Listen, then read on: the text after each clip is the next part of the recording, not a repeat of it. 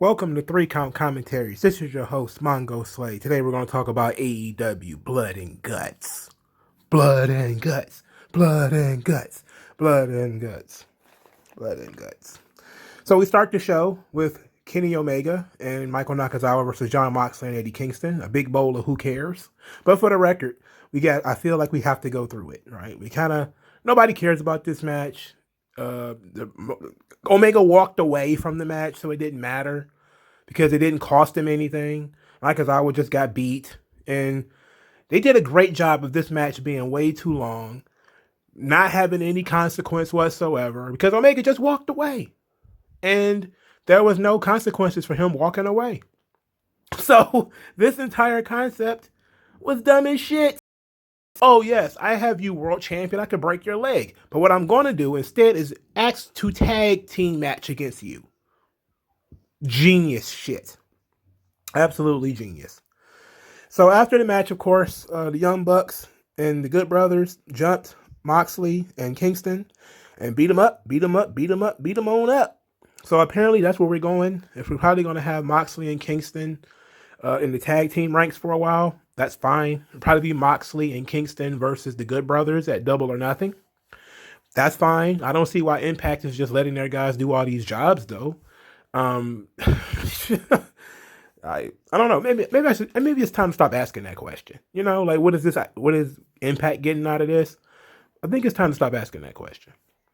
But since we're on Kenny Omega, he did cut a promo later in the show, and I feel like that's worth talking about. So Kenny Omega walked out on his tag team partner, but didn't matter. His tag team partner was still friends with him later. Michael Nakazawa comes out wearing the Impact belts and the AAA belt. Omega is only wearing the AEW title. The others are being worn by Michael Nakazawa, which I says is kind of humiliating, isn't it? Like, I mean, you got this guy who doesn't matter, and he's the guy wearing your belts. Like, you would think, I know that it's kind of cumbersome for Omega to have 4 belts and him to carry all 4 belts at one time. But you got this guy basically just, you're not getting even the dope visual of Omega having all the belts. And your belt being, you know, in the same picture with this guy. Or even in the same picture with the belt he thinks is most important. He's basically shitting on your belt. But, hey, they gave it to him. At least Mexico doesn't care. All right, so Omega wants to know what the announcement is. There's a big announcement. So Tony Schiavone tells him that the big announcement is that next week on Dynamite, there will be the number 1 contender versus the number 2 contender, and an eliminator, and the winner of that match will wrestle him at Double or Nothing for the AEW World title. The match, Pac versus Orange Cassidy. So Pac is the number 2 contender. Orange Cassidy is the number 1 contender. Omega is like, okay, cool. Pac has beaten me before. Pac has tested me. He has been a rival of mine. Just Omega versus Pac. And then here comes Orange Cassidy. Orange Cassidy comes out. Crowd marks out for him. You know, they didn't, scream and faint or anything. But he got a pretty good reaction.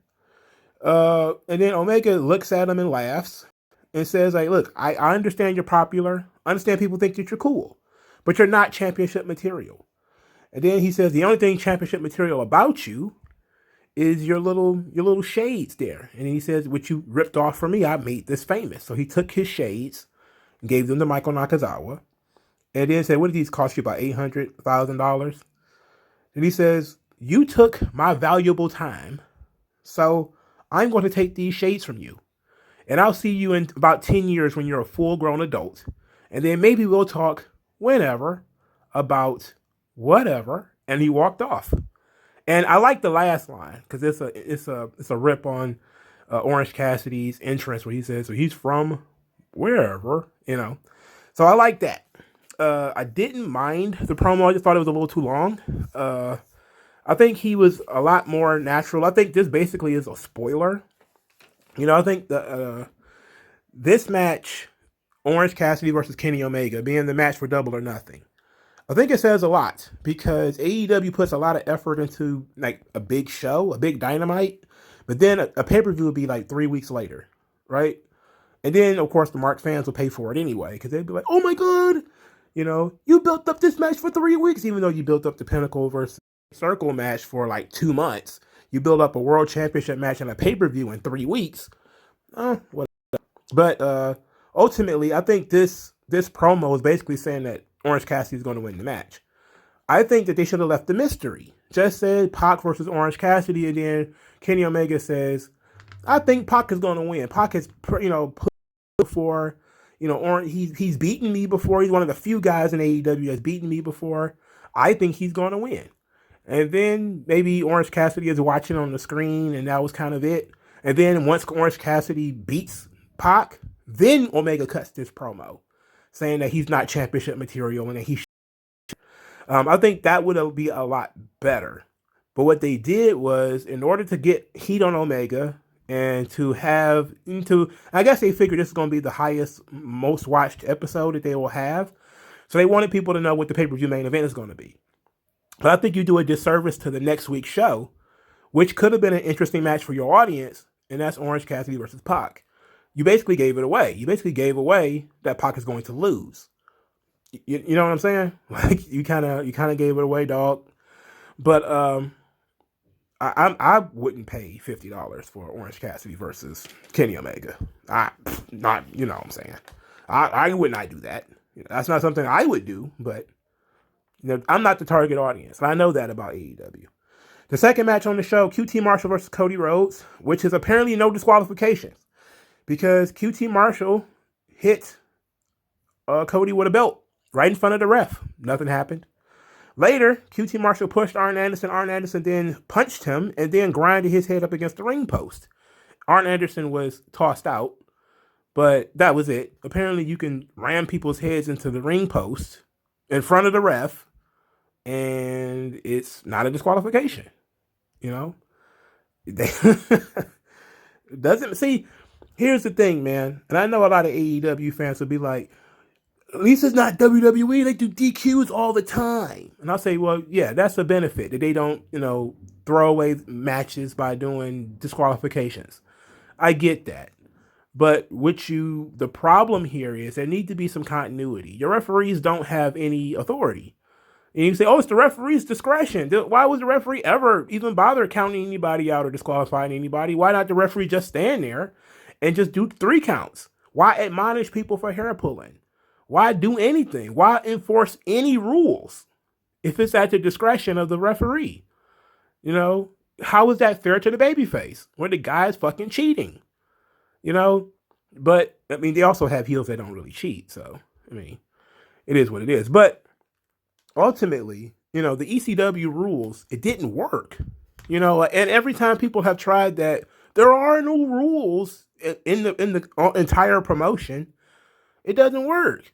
In order for there to be chaos, there must first be order, right? Like it's in order for somebody to be cheating, there has to be rules to break. I know that we punished Arn, we did throw him out. We punished him. It's like, yeah, but this could have affected the finish. You could always do that excuse where QT be like, look, he ran my head into the ring post. Of course I lost. So it was like, it was dumb. Nobody wanted to see this shit anyway.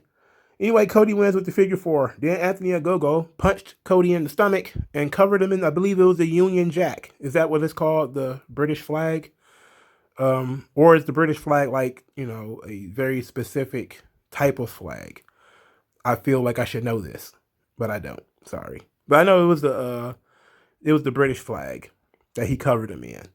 And it looked like he had been buried. That has nothing to do with Britain. That's taps. But I don't know what the hell you would play in Britain. Anyway, Scorpio Sky and Ethan Page cut a promo. They cut his promo, and Scorpio Sky said that Sting is a mosquito that is sucking the blood from this company and that you've overstayed your welcome. And he even called him Steve. Ethan Page says that he's not going to bore us talking about a bunch of matches nobody's seen, but they have an extensive history. And that he put a dent in Darby's head, and that's why Darby wears face paint. And that he put metal in Darby's elbow. Darby then attacked both of these guys tried to, and for a second he had the upper hand.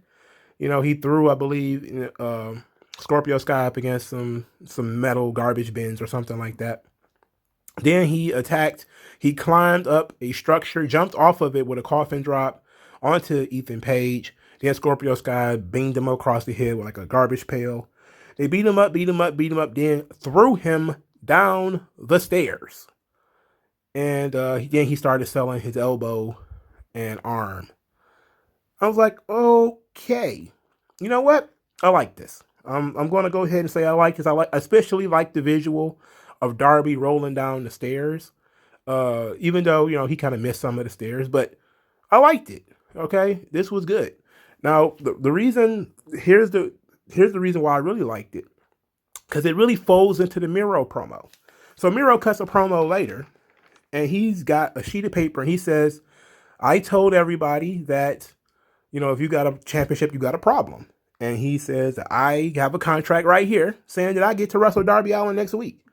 And then Tony Schiavone says, "Well, if Darby can't wrestle, he'll have to, submit the title by forfeit." And Miro like, nah, no forfeit. Healthy or not, I will be fighting Darby Allin. And he says, "It doesn't matter to me. It's not going to matter that much to him either." He says, "The man who doesn't mind dying versus the man who doesn't mind killing him." I was like, okay, they basically just gave Darby Allin an out, right? They wrote this storyline where Page and Scorpio Sky are beating up Darby Allin and Sting. They wrote Sting off last week with the heel hook. This week, they had Page and Scorpio Sky throw him down the stairs, which injures his arm. So that means next week when he loses to Miro, there's an excuse, right? I mean, yes, maybe you don't want to give him that excuse because Miro should be able to just beat him.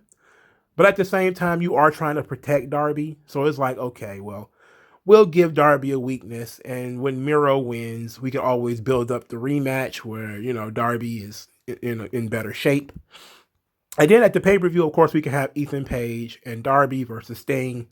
And, wait a minute, what did I say? Ethan Page and Scorpio Sky versus Darby and Sting in a tag team match. And then Miro could take the TNT title and do something else.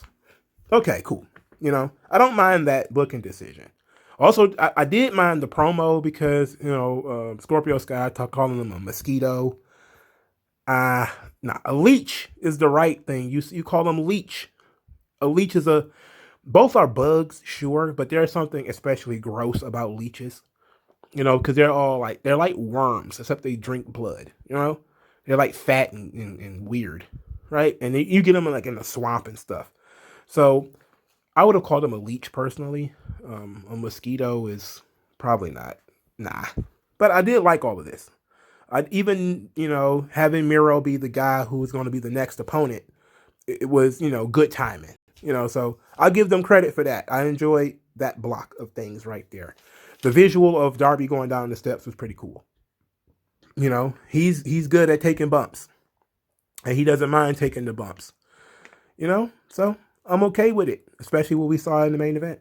All right, Britt Baker defeats Julia Hart. I have no idea who that is. Then we do a Taz doing a breakdown of Christian's techniques, which of course led him to dissing Christian about not having strength in his legs and stuff like that, and talking about him getting beat up by Hobbs. This was actually okay. I didn't mind it. So then we got Varsity Blondes versus Jurassic Express versus SCU versus the Acclaim, the number one contender tag team title match. Max Caster comes out and makes raps. He raps about the Varsity Blondes and says that in 10 years they'll be on the dark side of the ring. They're going to make Christopher Daniels quit the wrestling business, and Luchasaurus will be a fossil. And I was just like, this rapping thing is not working, dog. I know that, you have to give him some time. It hasn't even been a year yet, but I'm kind of over the rapping. I think all the WWE has pretty much killed any type of music for me. I have no interest in listening to people rap, sing, play guitar, or do anything on a wrestling show. I am burnt the fuck out on everything music and everything not straight up pro wrestling. I'm burnt the fuck out on it. All the silly stuff, all the goofy shit. I'm just burnt out on all that shit. It's probably because there's just so much of it.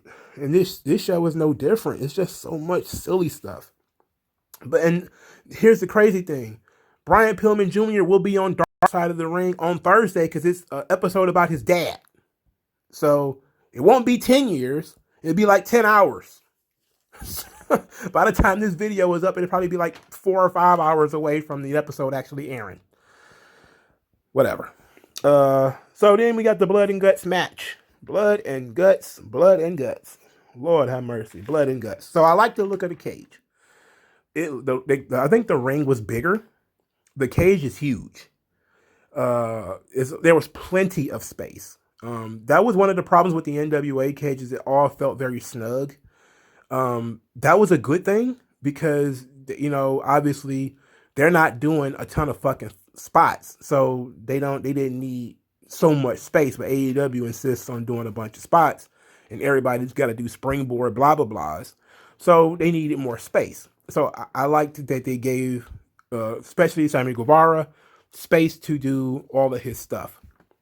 If you look at the NWA War Games, WWE took the goddamn cage off the top of the thing, off the top of the cage, and so people can do jumps and shit on it instead of just expanding the cage. It was just the smarter thing that AEW has done. So that was cool. They started with Guevara and Harwood. Guevara basically dominated. I mean, Harwood did a great job of selling. It was a good choice to put Harwood in there first. He got to get bumped and thrown around. Shawn Spears comes in second for the Pinnacle. He hit Sammy in the head with a chair. That was very controversial. I know I saw some people when I took my peek. I only take peeks when I see things that are, I think people might be talking about that might be interesting. There were some people who were like, "Oh my God, he got hit in the head with a chair," and there were some people who were like, "Oh, he hit him in the head with a chair." He had his hands up, so they tried to make it as safe as possible. And I'm all for AEW doing things WWE does not do. WWE is not about to hit somebody in the head with a chair. So AEW want to hit people in the head with chairs. Okay, fine, go for it. Spears and Guevara did a Spanish fly off the ropes, which I was like, okay. Later, Sammy Guevara tripped over the top rope and fell down and almost destroyed somebody's leg. Ortiz was number 2 for his team. Wheeler was number 3 for his team. He did a gory special on Ortiz onto the cage, which, it wasn't devastating, but Ortiz then slid between the cage and the ring apron and ended up under the ring, which I thought was a cool visual. Santana was number 3 for his team. He came in and, kind of waylaid everybody a little bit. Santana was pretty fiery. I like that. Wardlow was number 4 for his team. He does not come in swinging. Instead, he stands around and, tells the guys come fight him. That we are in picture at this point. They only get a 1 minute advantage, and this is, their last 1 minute advantage. No, they had one more. They only had a 1 minute advantage, and Wardlow wasted like 50 of those seconds just standing still and telling those guys to come at him. And then I guess they were trying to drain out the commercial. And, before they went in there and started fighting him. But that was a complete waste of the 1 minute advantage. Complete waste. Hager comes in number 4 for his team, and he makes Shawn Spears tap out, but of course it doesn't matter. They do Hager versus Wardlow stuff. MJF comes in number 5, and Jericho comes in number 5. So before we get into the longest part of the match, and all the spots and everything, the Inner Circle came in wearing prison gear. And, Santana and Ortiz had their faces painted, dead presidents. Great visual of them in prison gear with the face painted. I love that. I like Santana and Ortiz. I really enjoyed those guys, man. I really wish they could do more. But they all had interesting things on the back of their prison gear. Now, Santana and Ortiz, I don't think I saw what happened. I don't think there was anything too special about Guevara's. And I don't really think there was too much special about Hager's either. But Jericho on the back of his prison uniform said Smoky Mountain Penitentiary. And Jim Cornette's going to see that and have something to say. They're baiting him now. They're baiting Cornette now. That's always corny. You know, when you're looking for the attention, that's never good. That's never good. But I guess it's going to give them something to talk about. All right, so Jericho comes in.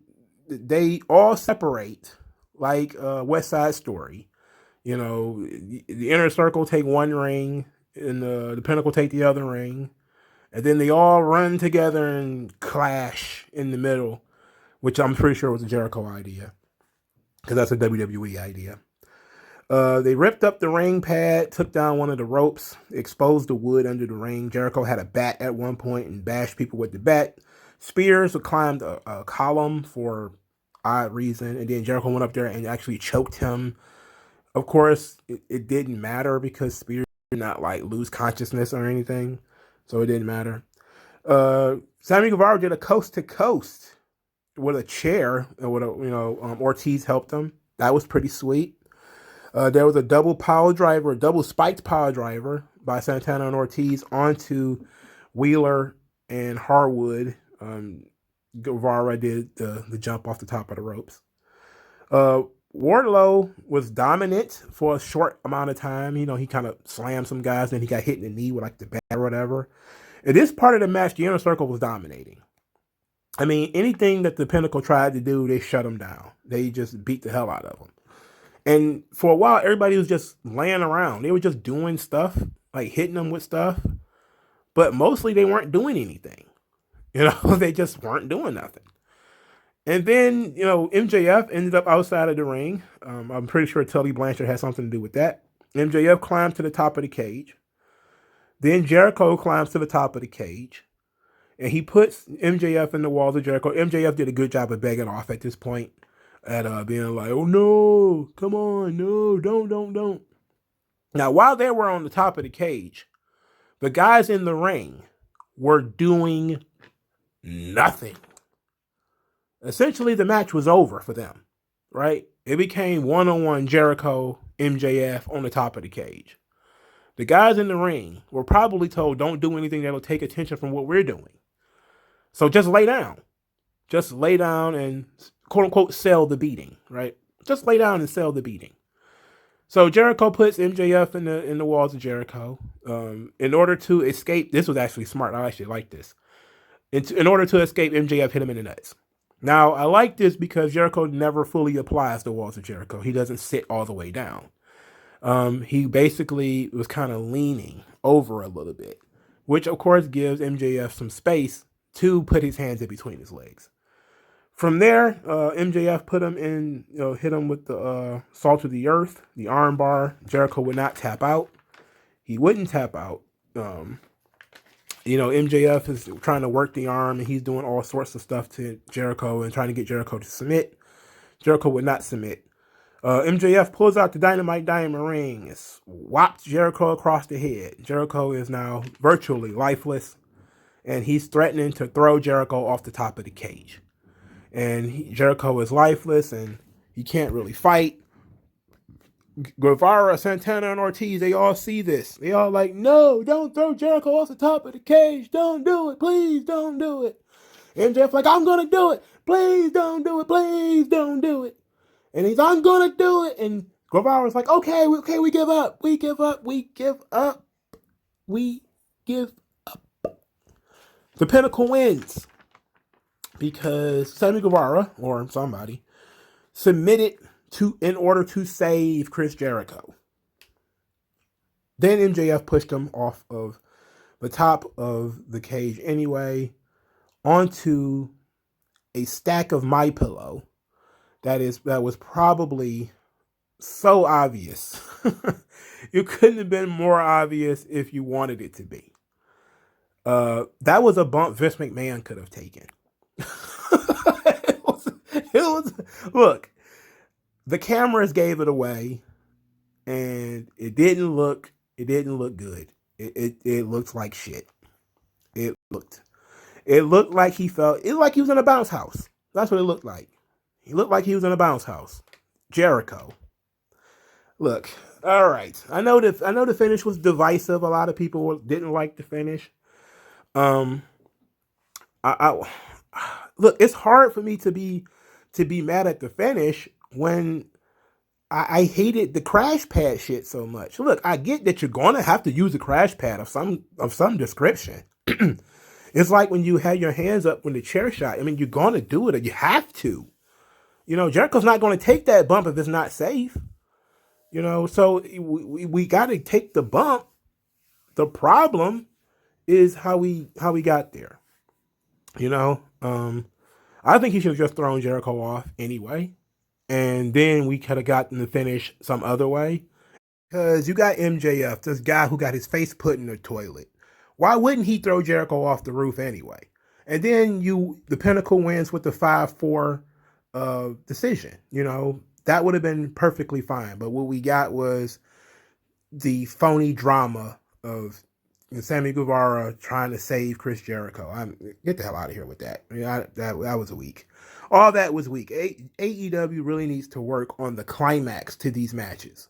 They build and build and build, and you would naturally think they would be building to the climax, but the climax are almost always weak. I don't know how many times they've done these weak-ass climaxes to their matches that is supposed to be drama, but it feels contrived. They did it with Moxley and Kingston when they were trying to tell this big story of Kingston never giving up and never surrendering, and then he gave up in a bulldog choke, which is what he gave up in before. Then they had the barbed wire massacre match, or the whatever the fuck they call it, the exploding death match. And they had the really weak explosion. And now they've got I'm going to push you off the top of the cage, and you go onto a pillow and a giant mattress or whatever. Now, whatever, dog. I mean, I understand we got to make it safe. Jericho's not taking the bump if we don't make it safe. I get it. But I think a bigger problem here is how they took the match from everybody and gave it to MJF. I get that MJF is the guy you're trying to make the star, right? I see what you're doing, okay?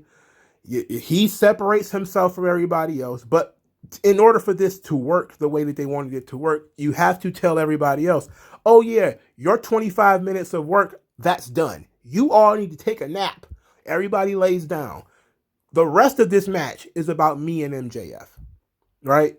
So then I have to go up there and do my DiCaprio with MJF, and MJF then gets to throw me off the top of the cage. He gets to stand up there for the next 5 minutes and soak in the booze. He won the match. He's the guy. Everybody has to see that MJF is our guy. It's contrived.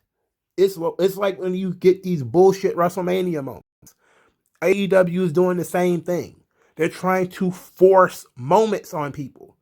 Like, look, MJF is our guy. He's on top of the cage all by himself, mugging and, rah, I'm the man. Yeah. And I'm like, okay, I get it.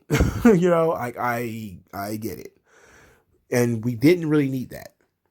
It felt bullshit, It would it have been any different if MJF would have won the match in the cage some other way, via, and I don't know about, the bad guys winning the big steel cage match, but WWE did it too. And they even did it even weirder in a way where the bad guys had the handicap. So I can't really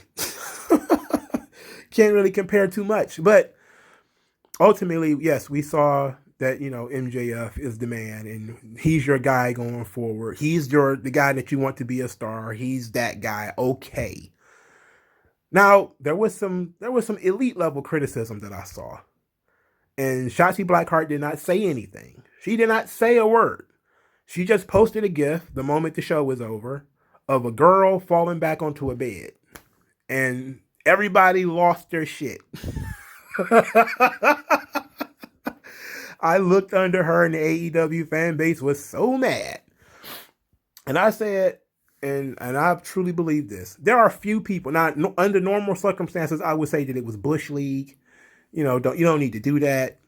Under normal circumstances, I would say don't do that. And I still believe, generally, don't do it. But there is a certain number of people that I would take that criticism from. Shotzi is one of them because she's stupid. Okay, Shotzi is dumb. She would have done it no crash pad, no problem. You know, she would have done the stairs thing too. And that is another reason why I kind of didn't like the crash pad, because you got Darby getting thrown down the stairs in a regular fucking spot. You know, just a regular spot on the show. And I know he's 30, Jericho's 50, it's two different things. But then again, Jericho probably shouldn't have took the bump. You didn't really need it. You know, they just wanted to give MJF something. Again, let's just say that again. So, Shotzi making fun of AEW. That's gonna cause some problems, but I'm sure it was all in good fun. And Shotzi is dumb enough that if she was put in that position, she would do it. And they probably have to force a crash pad onto her. She's girl Jeff Hardy. You know, Jeff Hardy would have done it, you know, and barely crash pad needed. Okay, some people are just nuts. Like, some people are just nuts. Darby is nuts. Shotzi is crazy. Jeff is nuts. They would just took the bump. But Jericho's not going to do it. He's not stupid like they are. They're stupid people. So, yeah, of course Jericho's going to make sure that bump was safe as hell. Of course. I know that she's probably going to get chewed out for it. You know, they're definitely going to be very, very angry at her. But her criticism wasn't the only one that I saw. It was just the funniest one, and the one that I thought made the most sense, because it wasn't a big bump either. It wasn't huge. It wasn't like, you know, the Rikishi Undertaker bump, you know, where he, you know, threw him from the top of the bed or whatever. That was a great visual. And of course there was still a crash pad and everything there. And of course it was. It was like under the bales of hay and everything. But we got a long fall. You know, the fall from Jericho did not even seem like it was a far fall. And it was onto, you know, a goddamn beanbag or whatever. So it looked double, triple, quadruple weak. And so they deserve to get made fun of by WWE rookies. She ain't been in the company a year. But she did a lot of stupid shit just on Tuesday. Right? And, you know, she just jumped off of a column through an announce table on Tuesday. And she's like, what is this? It's a joke, you know? So I'm not even gonna hold you up. Thumbs up to Shotzi for taking the shot. And that's some good shit, because AEW would have taken the shot. So thumbs up to Shotzi. And she's one of the few people I'd be okay with, you know, making that criticism. But what did you guys think of this whole blood and guts disaster or massacre or masterpiece? You know, disaster masterpiece, masterful performance. Are you now a fan of MJF? You know, because AEW really needs you to be a fan of MJF. Let me know what you guys think in the comment section below. Like this video, share this video, subscribe to the channel. If you want to help the channel grow, then donate to the channel via the Cash App. Also, or donate via Subscribestar. Hitting subscribe, making sure you get the bell for notifications. Thank you guys for listening to me ramble for 33 minutes. And I'll talk to you guys later, man. Peace out. MJF.